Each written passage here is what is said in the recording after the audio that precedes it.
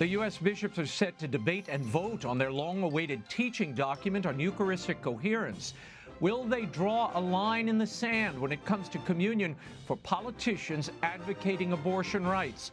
Bishop Michael Olson and Archbishop Salvatore Cordileone are here to weigh in. New York Times bestselling author and historian Victor Davis Hanson shares his new book, The Dying Citizen.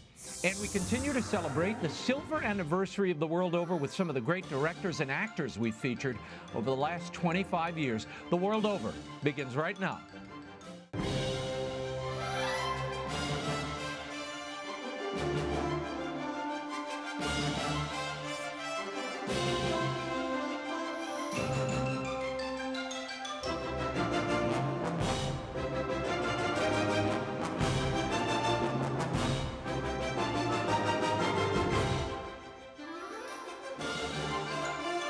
Now, Raymond Arroyo.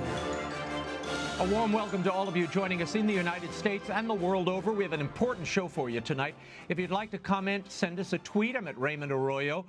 Lots to cover. Let's get right to it. During their spring meeting this past June, 75% of the U.S. bishops approved the drafting of a document addressed to all Catholic faithful on Eucharistic coherence. Next week, a draft of that document will be presented to the entire Bishops' Conference at their annual meeting in Baltimore. What exactly will be considered in this draft? And how might it be received? Joining me to discuss is the Most Reverend Michael Olson, Bishop of Fort Worth, Texas. Your Excellency, thank you for being here. You are a member of the USCCB Committee on Doctrine, the committee tasked with putting together this draft document entitled The Mystery of the Eucharist in the Life of the Church. What's the focus of the draft? The draft of the document came about as part of our priorities and planning, and it was born of our experience at Encuentro and also our experience of the National Convocation. Besides that, simultaneously, the Pew study indicated that many Catholics, even practicing Catholics, did not understand what the Church teaches on the Eucharist, the nature of the Eucharist, and of course the corresponding responsibilities that we have in responding to the gift that Christ offers us in the Eucharist. The focus really is very core. It's an introductory document that'll hopefully lead us to the Eucharistic revival. Now, following the USCCB meeting, and even during that meeting in June, there was a lot of debate about the worthiness of receiving the Eucharist, the main focus being that those who receive the Blessed Sacrament should be in communion with the Church, including with Church teaching. Now, this would naturally affect public officials who take positions opposed to that teaching. There are already reports that the draft document on Eucharistic coherence is not going to focus on the Eucharist, is going to focus rather on the Eucharist as a gift and not conscript the distribution of communion. Is that the case? Well, I'm not going to comment on the draft of the document until it's discussed, debated, and amended, and then presented to the conference. And I think the integrity of the process requires that. I can speak to several first principles, though, and that is, first of all, that you can't help but discuss the Eucharist as a gift without also discussing our response in living the Christian life, because as the Second Vatican Council teaches, the Eucharist is the source and summit of the Christian life. And so I think there is, what we saw in June was a debate and discussion among the bishops, not about the gravity of such mortal sins like abortion, for example, most especially and preeminently, but also what is our response, first of all, as Catholics, who receive the Eucharist and are invited to receive the Eucharist by virtue of our baptism and confirmation, but then also our responsibility as pastors, as bishops, in assisting them in being formed well in the coherence of the Christian life. Yeah, church teaching and canon law, Your Excellency, already makes clear what's expected when it comes to reception of the Eucharist. But we still have wild variances from diocese to diocese. For all the talk of unity, there seems to be very little when it comes to reception of the Eucharist. Why do you think that is? Well, I think it's a very wide, I think it's a wide church here in the United States. And I think the discussions that we've been having are helping us to come to a sense of unity in a response for our pastoral responsibility as the bishops. I think also one of the challenges is for us pastorally is that our people tend to identify religiously first by political parties, and then secondly, by their communion in the church. That's the heart of the pastoral problem, I think, that we're facing, is that with the intentionality, so much emphasis on intentionality of churches and parishes and such, that we tend to only worship with people who agree with us, when precisely the whole point of being Catholic is that we receive the gift of the Eucharist that transforms us and makes us the church. In a sense, it calls every one of us to conversion. It enables us to respond to God's grace as God desires us to do, that we might decrease and he might increase. And I think that's a challenge for life here in the United States, where we've had so much emphasis on individualism, which is gives much to what's good about the United States, but it's also, if you will, a challenge to living our Catholic life. Yeah. In an interview this week, Senator Dick Durbin of Illinois, a pro-abortion Democrat, complained that his diocese of Springfield is being, quote, fundamentally unfair by denying him communion for his stance on abortion. He said, if we're going to start down the road of denying communion, where do we stop? My views on abortion are publicized regularly with my voting record. Other Catholics may share my point of view. Statistics suggest they do, but they show up to communion every week without any questions asked. In the end, it is a personal decision to stand at the rail, and I think, with very few exceptions, communion is offered to anyone or anybody if that person believes that they are worthy of it. What do you make of that reasoning there, Your Excellency? And isn't the bishop responsible for protecting the sacraments? Well, even prior to the bishop, I'd say the communicant is responsible. And I don't hear much of the tenor of grace in the senator's statement. I hear a lot about right and demand, and perhaps even a consumer approach to this.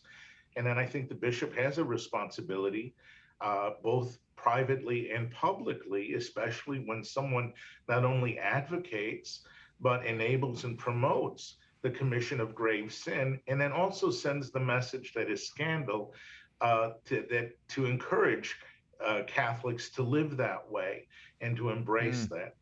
That's the added response. That's the added problem, I think, with much of the public advocacy of public Catholics in life, in political life, in civil service, where they adopt the position of preachers of their own integral, authentic life, but that falls short of what the church, what Christ asks of us, frankly, in the life of the church, what the gospel demands of us integrally. Yeah.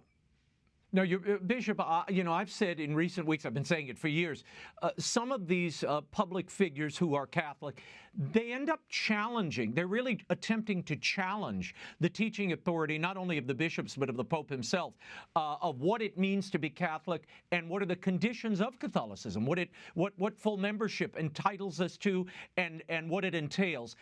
After President Biden met with Pope Francis a couple of weeks ago, he told the press the Pope told him he was a good Catholic and could continue to receive communion. Your reaction to those statements, true or otherwise, and is this a scandal for a Catholic president to say something like this? Well, the Holy See responded that was a private conversation.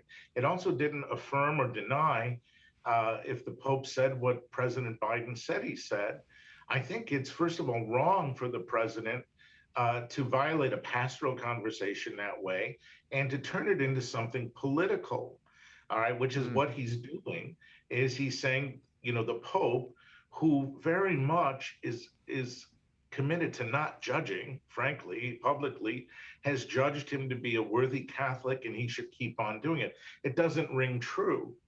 All right, doesn't ring true as far as factual. Now, I'm not saying the president is lying, but it's certainly not something that corresponds with the practice of the Holy Father. And its attempt to say that the Pope endorses his position, meaning the president's, and that is far from the truth. Yeah, well, that's also at odds with the Pope's public statements about abortion, marriage, a whole host of issues that Biden is on the other side from the Church and the Pope on. But those comments, Your Excellency, what impact do they have on the bishops of the U.S. when it comes to protecting the sacrament of the Eucharist or choosing to deny someone from communion due to their stance on an issue contrary to Catholic teaching? Does it undermine your teaching authority?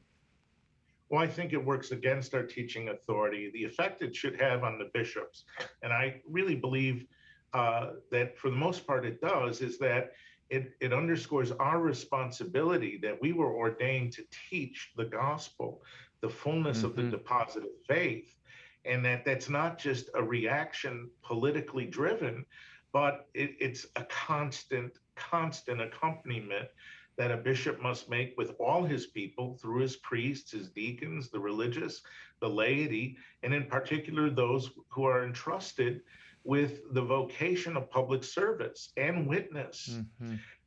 And so without a doubt, it makes it difficult, but it also heightens what our responsibility is in the promise that we have from Christ of the grace that he gives us, and he'll be with us always. Your Excellency, what do you hope this document on Eucharistic coherence will provide, not only to the bishops, but to the Catholic faithful, whom, as you mentioned a little while ago, they really don't understand the nature of the Eucharist any longer? I hope that that beyond the coherence, which is one part of this document and only one, there will inspire people a recognition of the need for the Eucharist that we have, that it transcends us, that the Eucharist is not just something that we get together and do as a group of people who like each other and basically share the same values or culture or language, but rather that it is something that Christ gives us, his sacrifice, his very body, blood, soul, and divinity to transform us, that brings communion with him, with the Trinity, and with our neighbor, other members, that enables us to love as Christ loves, to repudiate sin by embracing his command, his mandatum, to love and to serve our neighbor. That's what I hope happens. Yeah. Before I let you go, Bishop Olson, the last Thursday, Archbishop Jose Gomez of Los Angeles discussed the rise of new secular ideologies and movements for social change in the U.S. Now, this was during a virtual address to the Congress of Catholics and Public Life in Madrid. And he said the following, quote, "It's important for the Church to understand and engage these new movements, not on social or political terms, but as dangerous substitutes for true religion." He went on to say that his thesis is that the new social movements that exist in the U.S., such as social justice, wokeness, identity politics, intersectionality, and successor ideology, should be understood as pseudo-religions and even replacements and rivals to traditional Christian beliefs. And that can result in tribalism and reduce, everything to skin color and sexuality. Some are taking the Archbishop to task. Thomas Reese this week and others are claiming this is dividing Catholics from these social justice movements. Your thoughts? I disagree with that assessment of the Archbishop's letter or article or speech. I forget what forum he delivered it in. It's precisely, there is a rejection of God and the transcendent, all right? And it also rejects relationship. All of these sort of secular, neo-secular philosophies really are focused on division, adversity, the revisioning of truth, to be just simply self-aggrandizement, selfish interests, and used to break apart the community. And I think the church has to respond to these things for the sake of the integrity of our gospel of social justice. Because if we don't keep things centered on Christ and the fullness of his gospel, we're going to diminish the authenticity and the liberating truth of that message. And we're going to end up lost and co-opted by secular interests. Bishop Michael Olson, thank you for the insight, for your time, and we'll be watching you at the Bishops' Conference next week. Thank you so much. Thank you. I'll be watching you too. Thank you. Okay. It's a deal. Thank you, All Bishop. right.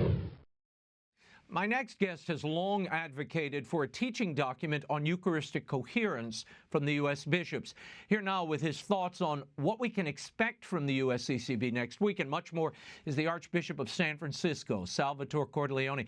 Thank you for being with us, Archbishop. According to reports, part of the impetus for the bishop's work on this document and the Eucharistic revival to increase Catholics' understanding and awareness of the Eucharist was that Pew study. We discussed it with Bishop Olson earlier. In the fall of 2019, it showed only 30% of Catholics have what might be called a proper understanding of Christ's presence in the Eucharist. Will this document change that understanding? I hope it will make a contribution to changing that understanding. That Pew study, unfortunately, follows in the line of previous surveys that have been done, and it seems that the belief continues to decline. So we do need some kind of a Eucharistic revival. I believe it's important that our people understand there are two initiatives taking place here simultaneously.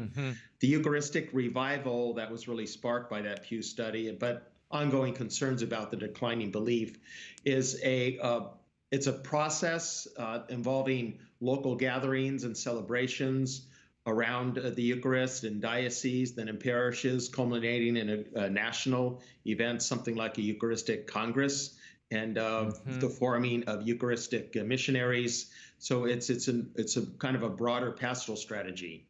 The document that will be debated next week in Baltimore at the USCCB meeting is this one we call Eucharistic Coherence, which is the teaching about what it means to be properly disposed to receive Holy Communion. So this is sort of like we could consider it the doctrinal basis for what the Eucharistic revival process is. Now, in a new reflection, you linked abortion, homelessness, and the urgent need for Eucharistic revival among Catholics. And you called for bishops and other leaders to a, quote, profound Eucharistic revival, which requires a renaissance in the Catholic sacramental imagination, not just words on the page. What do you mean by a Eucharistic revival, and how do you achieve that? We achieve it first and foremost by worthy worship of the one true God. We also need catechesis, but catechesis is more than what's taught in the classroom. It's more than what is communicated with words. We need that also. We've seen this terrible decline in the quality of catechesis. Thank God it's starting to rebound. We have many great resources available now, such as the Augustine Institute. But that's the transcendental of truth, where we communicate with words. There's the transcendental of goodness, which is the care we give to the homeless, to the poor and the suffering. But we also need to focus on the transcendental of beauty. So we need worship that is truly worthy of the one true God, that is reverent and that is beautiful, and we bring God our best. Unfortunately, a very casual attitude has crept in, and not just crept in, taken over now, I think, in terms of our Catholic worship. So we should, the best music we can provide, wear the best clothes that we have to show proper respect, observe sacred silence, participate in the prayers and the singing. So truly worthy worship of God will help to instill this Eucharistic revival we're seeking. Yeah. And I want to touch on that in a moment. I want to get to that, the whole idea of liturgy and offering beautiful worship to God. But before we get to that, is enforcement of canon law and publicly calling Catholics in public life who challenge church teaching, is that part of this Eucharistic revival? It certainly is, or may be. It's a tricky situation. But I think there is a problem when Catholics in public life give a counter witness to not just the faith, doctrinal beliefs, but what are parts of what we call the natural moral law and fundamental human rights.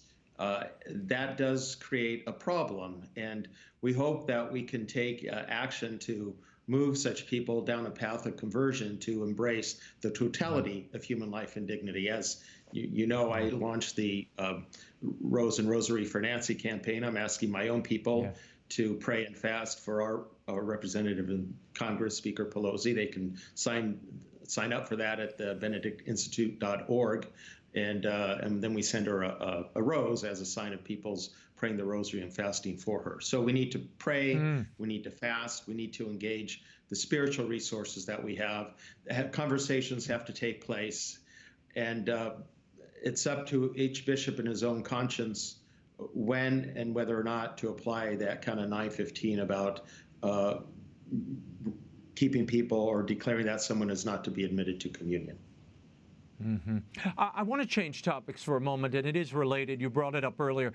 The Catholic news agency is reporting that Archbishop Arthur Roche, the new prefect of the Vatican's liturgical office, wrote this about the traditional Latin Mass in a letter dated August 4th, replying to English Cardinal Vincent Nichols regarding the application of Pope Francis's motu proprio Traditionis Custodes, which touched on the Latin Mass and restricting its celebration in England and Wales. He wrote this, Roche did: "The use of antecedent liturgical texts has been regulated and not suppressed. The reasons for this are clearly outlined in the Pope's letter.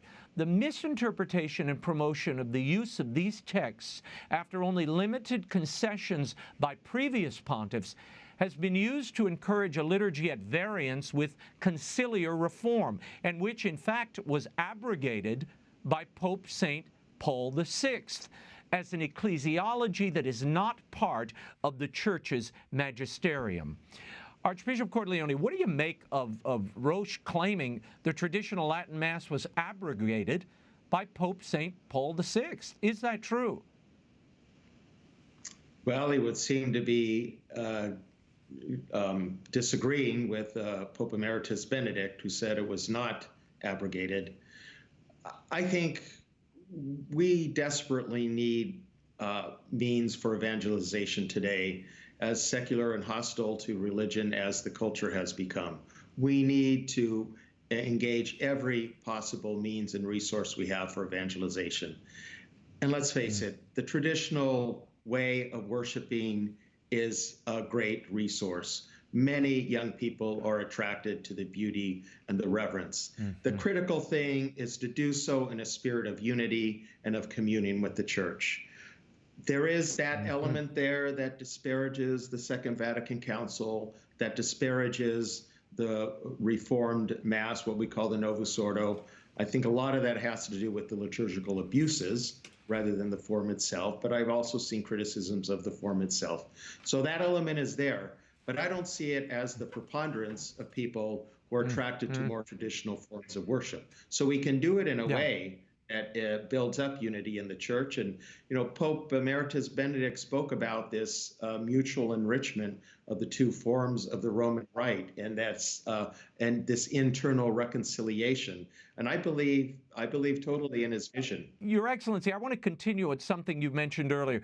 In a letter to the world's bishops accompanying Summorum Pontificum in 2007, Benedict XVI wrote the following regarding the 1962 Missal. He said, quote, "As for the use of the 1962 Missal as a forma extraordinaria, extraordinary form of the liturgy of the Mass, I would like to draw attention to the fact that this Missal was never juridically abrogated and consequently, in principle, was always permitted." So I'm getting so many emails about this now. Has it been abrogated? And what does it seem the Vatican's trying to do here? I mean, my understanding, talking to canon lawyers, one can abrogate the permission to use a liturgy, but not the ancient liturgy itself, correct? I suppose, I don't know at the end of the day what difference that makes. I think the important thing is that a bishop make determination for his own diocese what's going to best provide for the pastoral care of people, and again, what will contribute to a Eucharistic revival. I do believe traditional forms of worship have a way of doing that. It's not everything. There are other ways we need to engage what we have available to us. But I don't think we should denigrate that. As Pope Emeritus Benedict has also said, that what was held to be sacred and beautiful in previous generations continues to be sacred and beautiful today. In an op-ed in America magazine on Wednesday, Cardinal Blaise Cupich, the Archbishop of Chicago, argues that Pope Francis's Latin Mass reforms here are necessary to secure Vatican II's legacy. Cupich writes, failing to promote a return to a unitary celebratory form in accord with the directives of the custody of tradition will further call into question the authority and value of the Council as an integral part of Catholic tradition. We must be vigilant that the concession to use the former liturgy does not become a platform for this division to deepen. The specter and danger of a parallel church is a real one. Your reaction, Archbishop, is there a danger of a parallel church? I mean, there doesn't seem to be any proof of that. There also seems to be a lot of bluster about Vatican II being in jeopardy. First of all, how many people are really attending the Latin Mass? And if a Holy Mass threatens Vatican II, that says more about the stickiness of the Council and the way it was implemented than it does about an ancient liturgy, no? Yes, as you will recall, before the Pope issued Traditionis Custodes, he conducted a survey of the bishops around the world. And the last question was recommendations. The recommendation I gave was to see the traditional Mass movement. It's not technically an ecclesial movement like would be, the neo-catechumenal way and marriage encounter Curcio, charismatic renewal, and so forth. But it has all the markings of one. An ecclesial movement has the potential for renewing the church, but only if the church leadership stays engaged with it. So it's kind of what I call a bidirectional reality. It's kind of a grassroots movement, but the church leadership has to be involved to guide it properly, ensure it stays within this sense of communion with the church. If the church leadership is absent or punishing, then it will go off on its own and create a parallel church. So yes, there is a danger that will happen, but that will happen if the church leadership is absent from the people who desire this form of worship, or all the more so if they punish them. We need to stay engaged and guide it properly with the spirit of communion. And I know of parishes that have what we used to call extraordinary form Mass as one of the Masses in their Mass schedule. And there's coherence, there's unity in the parish. The parishes are vibrant. So it can be done in a proper way. It's just the way that we do it that matters. Yeah, no, I agree with you entirely. I'm just sort of astounded, having watched the church over these last 25 years from this seat, that we would reignite the liturgy wars and create disharmony and division where there really is none. And we're talking about such a very small group of Catholics who practice and attend the traditional Latin Mass. And my entire connection with them, it seems to me, these are very faithful, pious people, and you want more of that, not less. Yes, yes. And thank you for saying that, because I've been making that point as well. What distresses me most of all is how this is reviving the liturgy wars, as you put it, and as we often say. I was happy that we were coming to a point of serenity. It was always such a controversial thing, people going to the old Mass after the indult Mass of Pope St. John Paul II. We were finally coming to a point of serenity. People were accepting of each other's desire to worship, whether it's the Novus Ordo, the traditional Mass, and it was okay to worship in that way. And now I'm afraid this serenity is going to be disrupted and these liturgy wars are going to come back. We cannot allow that to happen. That's what causes division. Yeah. Archbishop Salvatore Cordileone, thank you for your time. We'll be watching you next week. Thank you. Victor Davis Hanson is up next. But first, I have to share something I'm very excited about.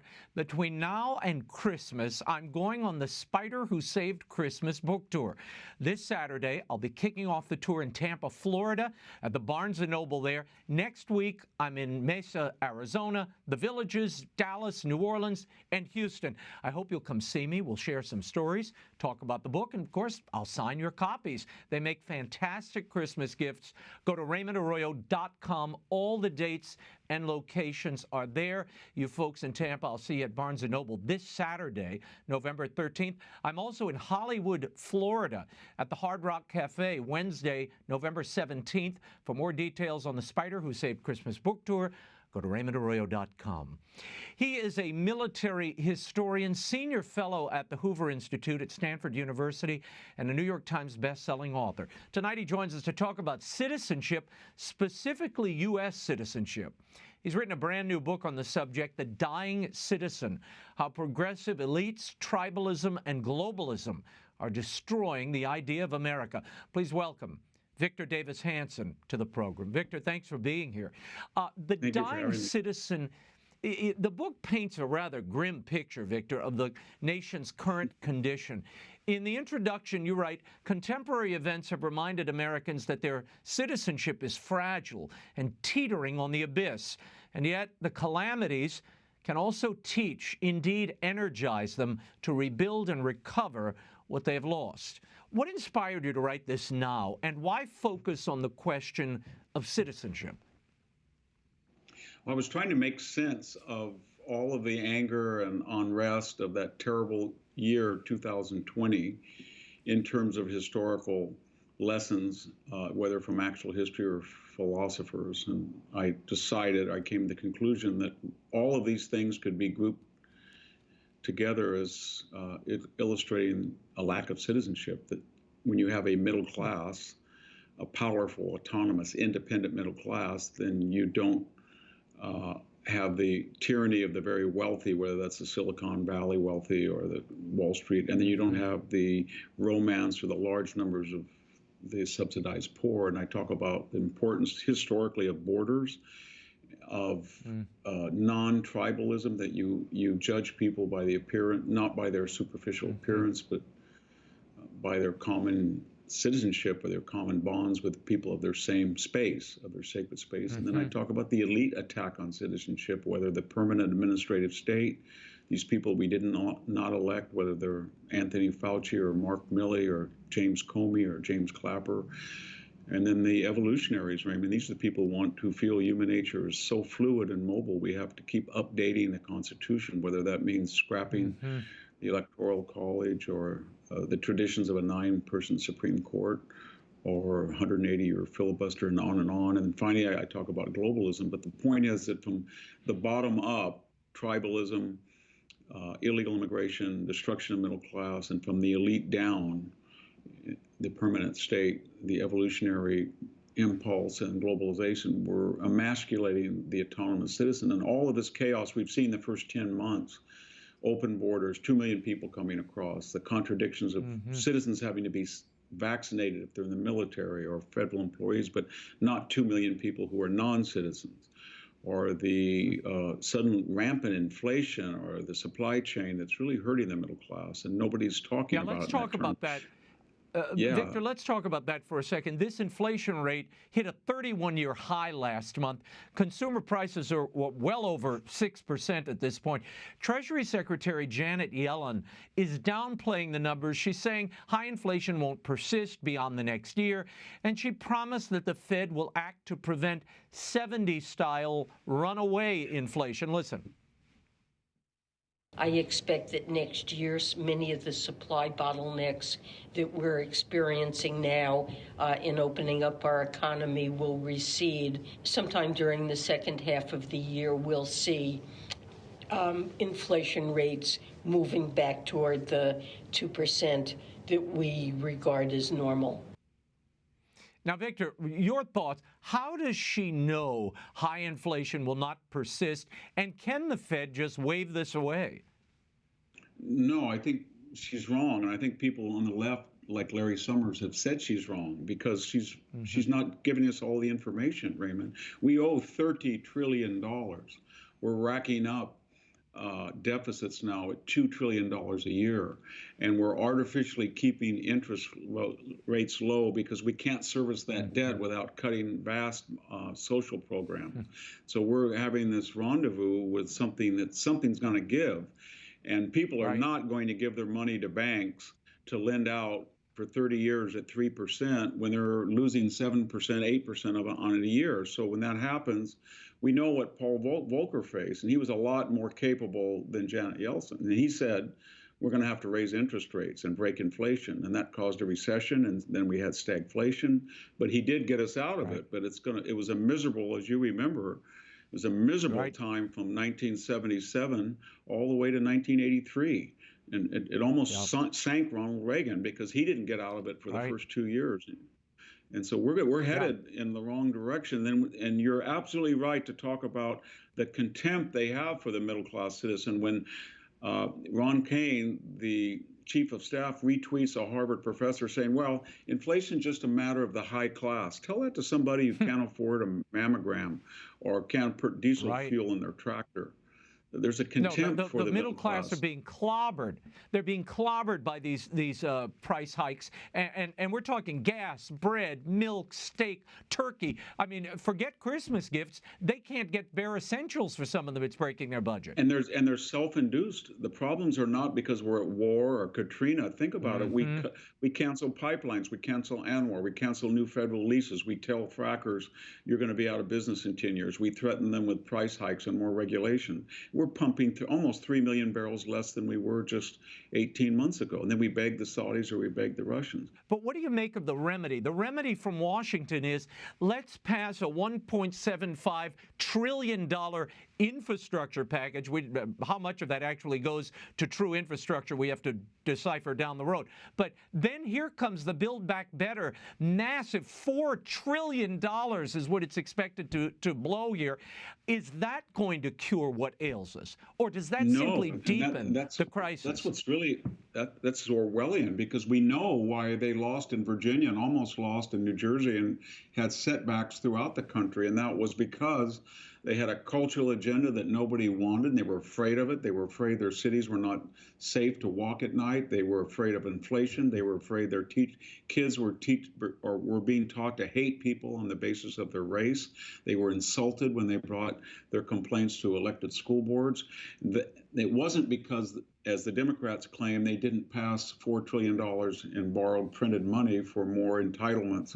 And that was not the reason. Yet they're doubling down. So they've learned nothing and they've forgotten nothing. And they're going to continue to do that. And we know what the path out of this is. We saw it with those concerned parents, Raymond. The middle class has to rise up and say, Anthony Fauci's got to go. He's not told the truth. He's not accountable. He has no business telling landlords that they can't collect rent. He's exceeded his powers. Mark Milley, James Clapper, John Brennan, all of them are judge, jury, and executioner, administrative people. And we have to take control of these people. They were not elected in the most part, and they are exercising powers that we never dreamed they would have. Let's talk about the border crisis, which you raise in the book. Let's face it, this is not a new phenomenon, though more under control under previous administrations. Recently, there was talk that the Biden administration was looking to pay illegal immigrants whose families were separated at the border nearly $500,000 in compensation. He reacted a little prickly when confronted with that idealism. No, I didn't say that. Let's get it straight. You said everybody coming across the border gets $450,000. The number was what you had a problem with. The number I was referring to. Okay. Now, here's the thing. Sure. If, in fact, because of the outrageous behavior of the last administration, you coming across the border, whether it was legal or illegal, and you lost your child, it's gone. You deserve some kind of compensation, no matter what the circumstance. What that will be, I have no idea. He has no idea. Now, reports are saying the plan has been rejected, but what does it say about U.S. border policy and the policy towards people just coming into your country, crossing the border, that this plan was even considered, Victor? There's two things that are going on, Raymond. One is these people, it's not that the border is porous. We have no border. 2 million people in a time of a pandemic with no request, no mandate that they have to be vaccinated in the way that citizens have to in many professions. So they don't believe in a border. They think this is normal. And the second is that they cannot tell the truth about it, because if they were to tell the truth about it, people would be even angrier than they are. And what do I mean by that? When Joe Biden says the prior administration, Donald Trump inherited the quote unquote cages from Barack Obama, because Obama found out that people were deliberately coming over with small children, and then they were deliberately hoping that because they'd heard of amnesty and DACA, that they would be given privilege, and then they would be anchor children for themselves.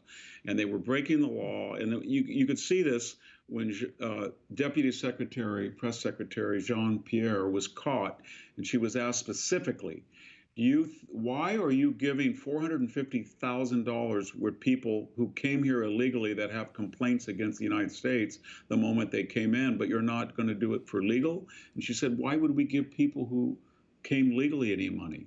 In other words, they have contempt for people who follow the law and line up, because this is a deliberate policy to import people who are impoverished, and they will be taught as soon as they come across the border that you have real grievances against your host who asks nothing of you. And they see this as a constituency, because they understand the longer that people are in this country and assimilate and intermarry and integrate, they become conservative, and they start to lose that constituency if it's not renewed. Yeah, no, it's a cruel policy, because it entices very poor and suffering people to come and risk their family, their lives. I mean, people talk about human dignity. There is look, I'm one of the few people who've been at the border, pulled these people out of the Rio Grande. I know firsthand. I've seen it and touched it. I see their pain and their suffering and what they're going through, and the human indignity of what they suffer. But they do it because of lousy policies that are shining a neon sign saying, come on in, come now. And that is cruel. That policy is cruel, and it is completely chaotic. But what is that policy, coupled with the idea I read in the New York Times last weekend that non-citizens should be allowed to vote? What does all of this say about U.S. citizenship and the unique privilege it is? There is no unique citizenship. I mean, when we had the idea of citizenship in the West in general, the United States in particular, were 7 or 8 key elements that distinguish a citizen from a resident, legal or otherwise. One was only a citizen could vote. Only a citizen would be eligible for federal entitlements. Only a citizen would serve in the military. Only a citizen could go back and forth across a border at will. And if you look at it very carefully, everybody who says they are a resident, even if under illegal auspices, can get federal entitlements. We have elections right now in California for local school boards where people who are not citizens are voting, and in Massachusetts, and that's going to be very popular. There's a move on now to allow people to run for office who are not citizens. We've already scrapped the idea that if you are a non-citizen, you're not allowed to participate in a campaign. They do that frequently. We don't prosecute it. It's de facto legal. People who are non-citizens can serve in the military. And the only one that I thought that would never alter is that when you and I come in, we have passports, so we can leave anytime we want. But if we do not have a passport, we lose it on the plane. We're put in a little room at passport control at an airport or a port. But I never thought that somebody could just walk back and forth across the border without a passport. In other words, they're enforcing rules for citizens that they're not enforcing for people from foreign nations. Before I run out of time, one of the cornerstones of your book is that our elected officials in the elite governing class have sort of fallen in with the global crowd, forsaking national identity, considering love of country, even patriotism, to be something dirty and something to be smothered or pushed to the margins. Speak to me, if you will, for a moment, and I'm thinking of a man I knew well, Pope John Paul II, who once he was Pope, went back to his native Poland and not only reignited their national spirit, but also the faith that undergirded and informed that national spirit. Is that the cure here? Is that what it will take to revive the United States and other countries that are similarly disposed? Absolutely. I mean, you cannot dilute and disperse your customs and values all over the world. You don't have the power, the influence to do so. The British Empire tried it, and yet Dickens wrote about how rotten it was at the core in London when they were all over the world. And we were in Afghanistan with pride flags and gender studies programs and George Floyd murals when we had, 600,000 people on our streets homeless. So that never works. And then for citizenship, Republican government, constitutional government is rare, Raymond. So today we have 190 nations, less than half of them even make an attempt to say that they're consensual. So why in the world would you turn over your sovereignty to a coalition of states, the UN General Assembly, when they're illiberal, when you would have Iran or China or North Korea adjudicating whether you're culpable in Afghanistan, or as Anthony Blinken invited the UN to judge whether we were racist in the aftermath of the George Floyd rioting. And so it's never worked. Napoleon tried it, the Romans tried it. It's not a stable system to give up state unity. The nation state's the only system with secure borders that inculcates common customs, traditions, unity, things in common among diverse peoples. But if you don't have borders and you're a global Fabian socialism, we're all citizens of the world, the Greeks called cosmopolitanism, then you're everything and therefore you're nothing. Victor Davis Hanson, I wish we had more time. The book is a sober and I think important meditation for any citizen anywhere. The book is The Dying Citizen: How Progressive Elites, Tribalism, and Globalization are Destroying the Idea of America, by Victor Davis Hanson. It's available in stores everywhere and online. Victor, thanks for being with us. Thank you for having me, Raymond. As we continue to celebrate our silver anniversary, we have had some legendary actors and directors on the show over this last quarter century. I wish I could replay them all for you, but here are a few of the men and women who have entertained us and marked our lives over the years. Sandy Meisner was a member of the group theater. Right. He was a renowned acting teacher in New York, whom you studied with. Tell me about that technique. Meisner had a very bare-bones technique in many ways. Very bare-boned. I mean, he once told me he was easier to please than Lee Strasberg at the studio, where everything was so critical. These guys were pretty critical, so you had to have arrive at a certain sense of relaxation to work under their auspices. But Sandy, what I took from him mostly, I guess, was the way of improvise, just talking and listening, the way we're doing now. That repetition exercise. Yeah, that came after I was there, but that's wonderful. Really? But this, you know that exercise? Sure. Yeah. Yeah. Oh, you work with? You worked with? You worked with Stanley. Yeah. No. You worked with? No, it wasn't there when I was there. You worked with? What? What? I know that exercise, but I never. When I was there, you worked with? It didn't work. Yeah, you work. Yeah. You worked with? Yeah, you work with. You? You? Me? You? What are you looking at? We? Yeah, right. That's the exercise. Yeah. So it goes back and forth. It's a form of improvisation that takes you off of the text. You throw the text away. Yeah. I read a recent interview where you said you're enjoying acting now. Why only now? Why did it take this long? Well, I've always enjoyed it, but now I have a sense of humor about it. Now I don't take myself seriously in it as I used to. When you're younger, you take everything a little too seriously. So I'm glad I'm not young anymore. And everything matters, it's all so important. Now I look at it all, well, it's not important at all. Because in the great context of life, why are we all here? What are we all doing? So now I can look at it as a slight tongue-in-cheek act of absurdity, really, because acting is kind of ridiculous. But I enjoy it because it's a game. My sister's child was closed to You death. are an adoptive parent. Yes. Tell me how that experience governed the choices of this role. Did it affect at all the way you approached this role of Jean Valjean? It's a good question. I forget that I'm an adoptive parent. I think the thing that Victor Hugo talks about and Tom Hooper really wanted to exacerbate in this story of Jean Valjean is that when he takes care of this young kid who's an 8-year-old girl called Cosette, his heart completely opens up and he experiences love, unconditional love, for the first time in his life. Now, it's not the first time in my life I've experienced that, but when I adopted my kids, I can't imagine there being any difference between being an adoptive parent or biological parent. There is something about the open, trusting, loving souls, natural souls of kids that just demand that of you. And there's no doubt that for me, as a parent, playing Jean Valjean, particularly that second half, or if I think about that final scene, very easy for me to connect to those feelings. Yeah, and you could feel it. I mean, there's a depth in your performance here that is just extraordinary. Thanks. Now, do you hear what they're saying out there? No. Do you hear the people say Academy Awards for Hugh Jackman? Do you hear that? You hear the buzz, Hugh. Well, you got to make lyrics rhyme at least. Well, I'll do it. Okay. Do you hear the Academy bringing awards to Hugh Jackman? Huh? It's closer. It's close enough. Not too bad. What was it about that group of people and that time that made the Carol Burnett show work? Well, we were all alcoholics, Oh, so that's a good start. Gave us certain relaxation to the show.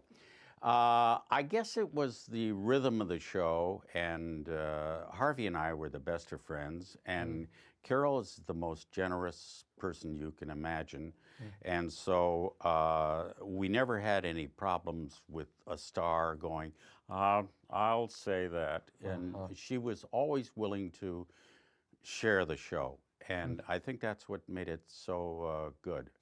I didn't necessarily want to do the show, but she said, you know, you better come in and Or she was going to recall the loan. Oh. We're in luck. It's the mating season.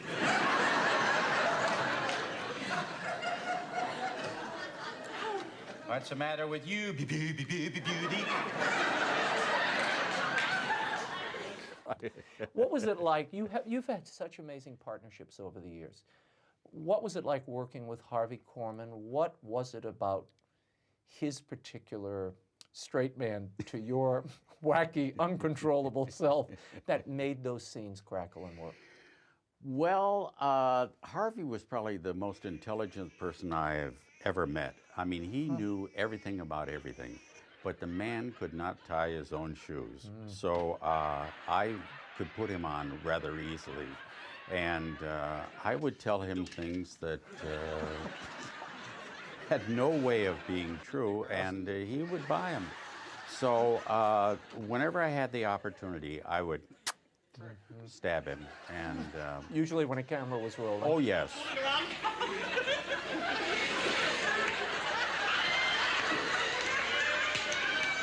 Tell me about playing the other part of him, the part where he's struggling with the divine and this divine calling.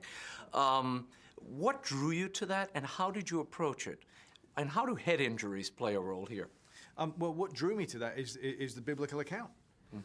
You know, the definition of Israelite is he who wrestles with God, and nobody wrestled with God more than Moses. When he first encountered God, and Moses was the only man to have ever actually sat face to face, seen God, laid eyes upon him, spoken with him, he said no. God asked him to go free his people, and he said, no, that's not for me. And God got very angry with him. And they have a very combative relationship. They disagree greatly with each other, and that's the biblically accurate account. You have called yourself an emotional detective when you approach a role. What does that mean? I read the words, and then I try to read between the lines, you know, because I know behavior. You know, I understand what loss is and pain, and I've seen dysfunction, and so I look for those things, and I look how they can fit in this screenplay, because you know, my job as an actor is to become seamless for the person who's watching. You know, I know I have my name. I've been in movies, and at a certain point, you know, the hope is that you just quit watching me. And what's the mark you want to leave for your audience, for your family? You're talking about my headstone. I guess. You know, so maybe a goal. We call it a goal. But maybe if somebody looked at my name and saw that, and it said, and he made movies too. You read The Exorcist in a San Francisco, was it a hotel? It's a hotel room that overlooked the entire Bay Area. And you thought what as you sat to read that? I thought it was really a very powerful and important piece of work. I thought, first of all, this is a great read. You know, this is a wonderful story, very well handled. The characters were well drawn. It was about the mystery of faith, which you don't read too many popular novels coming along that deal with the idea of faith in a way that can be comprehended. Bill Blatty always considered this, the book and the subsequent film, an apostolic work, one that would awaken people to the nature of evil and, by proximity, the nature of good and faith. Did you see it the same way? I agree with that. But we came at it from a different place. Bill came as a believing Catholic, which he is. And I come to it as someone who believes in the teachings of Jesus Christ, as they're recorded in the New Testament. And I made the film as a believer, not in all the tenets of the church, as Bill does, but in the teachings of Jesus. Did the religious interpretation of Noah shape your portrayal? You know, I mean, you know, some religions say Noah is a prophet. Some people talk of him in terms of, you know, having sort of superhero status, but he was, in my mind, just a man, given a particularly heavy task and quite a burden to carry. So I think once you reduce it to human terms, you know, and I understand, you know, why there would be an interpretation of Noah as a prophet, just in the same ways that you understand that in the Catholic religion, some people become saints, you know. But it's, you know, it's the human journey that I had to focus on. I mean, that's really all you can focus on. I have one quick request before I run out of time. Go ahead. I grew up seeing you on the Electric Company. And I want us to do one little thing before I go. What do you want to do? Remember you and Rita Moreno used to do this thing where you would break words in half? Yeah. And you would start and say, farewell. Not farewell yet. We will continue to bring you more highlights from our first 25 years as we move into 2022. As regular viewers of the program know, I've announced that we would open up this Synod on Synodality that's underway in Rome. We want to include not only those who are going to Rome or selected by dioceses, but you. So, as we set out to accompany the Church on this synodal journey, I've asked all of you to choose 5 topics that you're most concerned with right now. We've received a huge number of responses. We've been collating them and lining them up. I'll be announcing the top 5 subjects next week. You can still keep those suggestions coming for one more week. Go to Twitter @WorldOverLive, or you can email us at worldover@ewtn.com. Send in your list of the top 5 topics you'd like clarity on, what you'd like the Church to discuss and focus on, and then we're going to feature those topics in a series of World Over Synod specials. We'll invite church leaders and experts on a given issue to have a lively conversation, and we'll take your questions. Go to worldover@ewtn.com or tweet us at worldoverlive. Let your voice be heard. This is a global synod after all, so join in. Before we go, November 11th marks Veterans Day here in the United States. I just wanted to say thank you to honor our brave men and women who have served this country in all the branches of the armed services since our founding. We salute your patriotism and you're willing to sacrifice not only your time, but risk your life for the good of all of us. May God always bless you and your families. Our love and prayers go out to each and every one of you. Have a blessed Veterans Day. And that is all the time we have for now, but be sure to catch us next week. Until then, we'll be scouting the world over for all that is, seen and unseen. Be sure to tune in then. On behalf of the staff and crew of EWTN News, I'm Raymond Arroyo. Bye now.